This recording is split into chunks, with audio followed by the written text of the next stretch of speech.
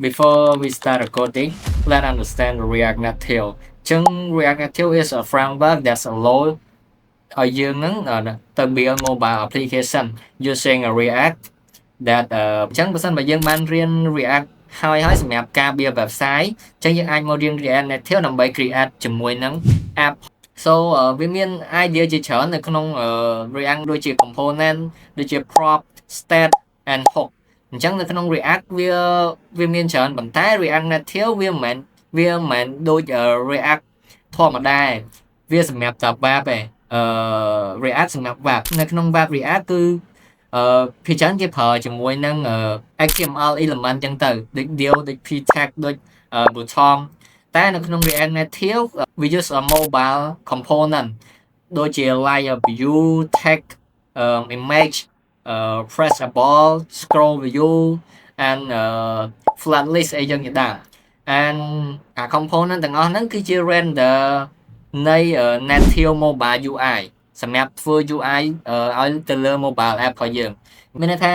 React Native វាមិនមែនជា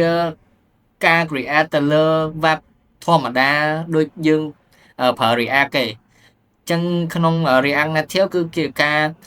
create ទៅលើ mobile application ឬក៏ UI ហ្នឹងទៅអូខេ React របស់យើងគឺជា framework សម្រាប់ build mobile app ហើយយើងប្រើជាមួយនឹង React JavaScript ឬក៏ TypeScript ហើយក្នុង React ហ្នឹងដែរ React Native ហ្នឹងដែរយើង អាច build បានជា Android app iOS app ឬក៏ website preview មួយចំនួនដែលយើងអាចប្រើបានជាមួយនឹង React Web ឬក៏ Expo ហ្នឹងទៅ so React Native សម្រាប់ flow របស់វាគឺយើងទៅ set ទៅលើ React component show bundle ដើម្បី prepare the JavaScript code របស់យើងឲ្យវាមាន structure ត្រឹមត្រូវហើយ app របស់យើងគឺ run នៅលើទូរស័ព្ទយើងអាចប្រើ Expo Go សម្រាប់ធ្វើជា simulator run របស់យើងបានហើយបើយើងអាច install Xcode ដូចជាយើងប្រើ Mac អញ្ចឹងយើងអាច install Xcode ហើយ React Native ហ្នឹងវា convert component ទៅជា native UI ហើយក្នុង React Native ហ្នឹងដែរវាមាន state ដែលអាច change update screen បានលឿននៅពេលដែលយើងប្រើជាមួយ Expo Go so ឧទាហរណ៍ថានៅលើ website អញ្ចឹងនៅលើ website យើងមិនប្រើអីគេHTML ហ្នឹងទៅ HTML យើងប្រើជាមួយ component វាឬក៏ element របស់វាយើងប្រើ using div អញ្ចឹងទៅប៉ុន្តែនៅលើ React Native យើងអត់ប្រើអញ្ចឹងទេគឺយើងប្រើគេ React Native អញ្ចឹងខ្ញុំ say all on ទៅ React Native អញ្ចឹងយើងអាចប្រើជាមួយនឹង using អីគេយើង using ជាមួយនឹង view តោះជា element មួយសម្រាប់ display ហើយចំពោះ text អញ្ចឹង text នៅក្នុង website មក text display text អញ្ចឹងទៅ display text នៅលើអីគេ display text នៅលើ website អញ្ចឹង website ធម្មតាយើងអត់ប្រើ React Native យើងប្រើ HTML អញ្ចឹងក្នុង HTML យើងអាចប្រើអីគេ p tag ក៏បានអីគេh1 អីចឹងទៅដើម្បី display text បែបទៀតឬក៏ span អីចឹងទៅអាហ្នឹងនៅក្នុង HTML ប៉ុន្តែនៅក្នុង React Native វិញយើងប្រើជាអីគេ text ធម្មតាអូខេon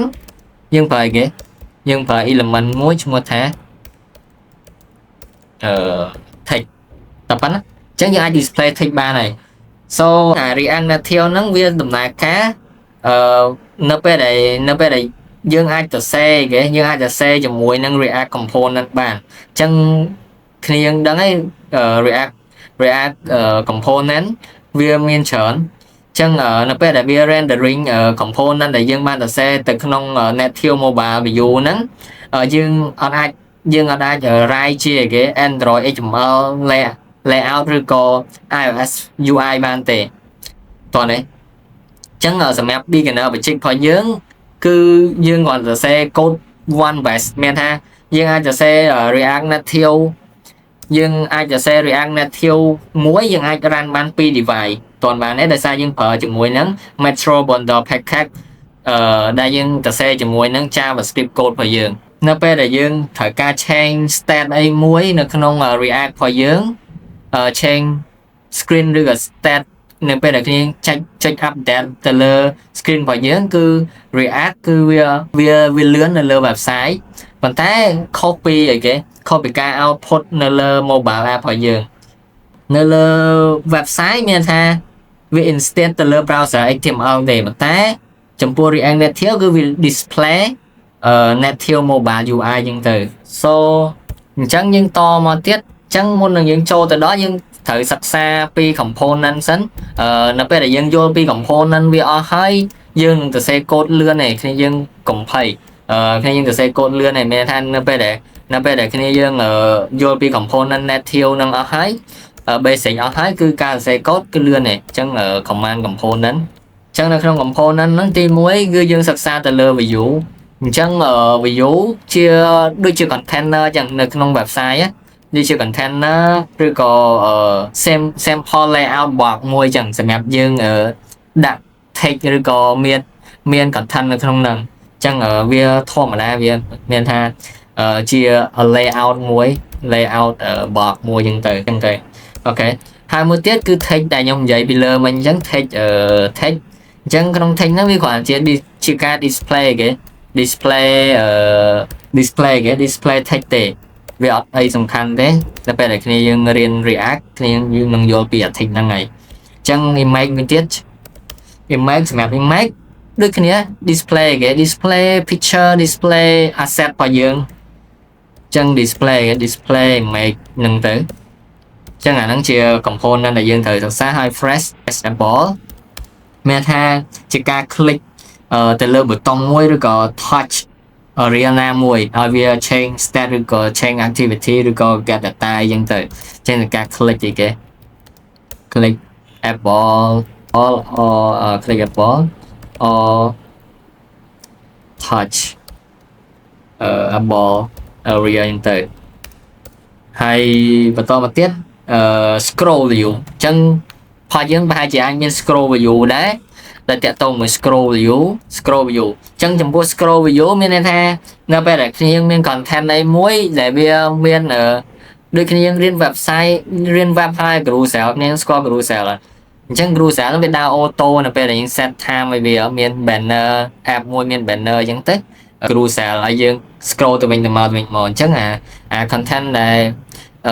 copy carousel ហ្នឹងក៏បានដែរមានថាយើងមាន app របស់យើងមាន content ច្រើនអញ្ចឹងយើងចង់ឲ្យវា horizontal ឬក៏ vertical content របស់យើងអញ្ចឹងទៅអញ្ចឹងអាហ្នឹងជាការ scroll ទេគេជាការ scrollជាការ scroll apple content បន្តមកទៀតយើងនឹងរៀនពី flat list ដែល flat list នេះវាជា face ទៅលើ list ដែលយើង rendering ពី app របស់យើងអញ្ចឹង flat list ចឹងយើងសិក្សាអីគេ effect ដែល effection ហ្នឹងមានន័យថា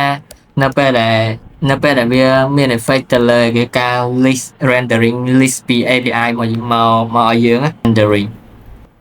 ហើយមួយទៀតដំបូងគ្នាយើងត្រូវទៅយល់ដឹងពី expo នេះអញ្ចឹងមិញយើងបានរៀនអ្វីជា React Native ហើយវាដំណើរការបែបម៉េចមិញបានរៀនហើយអញ្ចឹងអ្វីជា expo ខាងនេះយើងចាំបាច់ប្រើវាexpo ឬក៏ expo go ហ្នឹងអញ្ចឹង expo go នៅពេលដែលយើងប្រើវាទៅយើងមិនបាច់ចាំ install simulator នៅលើ desktop របស់យើងហើយយើងអាចតេស្តវានៅលើ real device របស់យើងបានហើយវាងាយស្រួល set up ទៅលើ project របស់យើងមានថាយើងគ្រាន់តែ scan QR code តេស្តទៅ app របស់យើងដើរនៅលើទូរស័ព្ទរបស់យើងហើយវាស្រួល useful ជាមួយនឹង API notification ហើយវាយើងអាចប្រើបានទៅលើ Android ក៏បាន iOS ក៏បានគឺវា flow development ស្រួលអូខេអញ្ចឹងបើសិនបើយើងអត់មាន expo ទេយើងត្រូវចំណាយ space storage របស់យើងមានថាចំណាយ space storage របស់យើងនៅលើ desktop របស់យើងឲ្យវាមាន storage ច្រើនហើយវាអាចកាំង computer របស់យើងតែបើសិនបើយើងមាន expo យើង run ទៅលើ code របស់យើង run ទៅលើទូរស័ព្ទរបស់យើងហើយគាត់ scan QR code ទេ so for beginner expo is one of the easiest ways to start React Native without expo. Setting up Android and iOS native tool can be more difficult. So Expo give us a development server and QR code. With Expo Go installed on the phone, and student can scan the QR code and test the app quickly. So the Expo also give us useful API such as notification,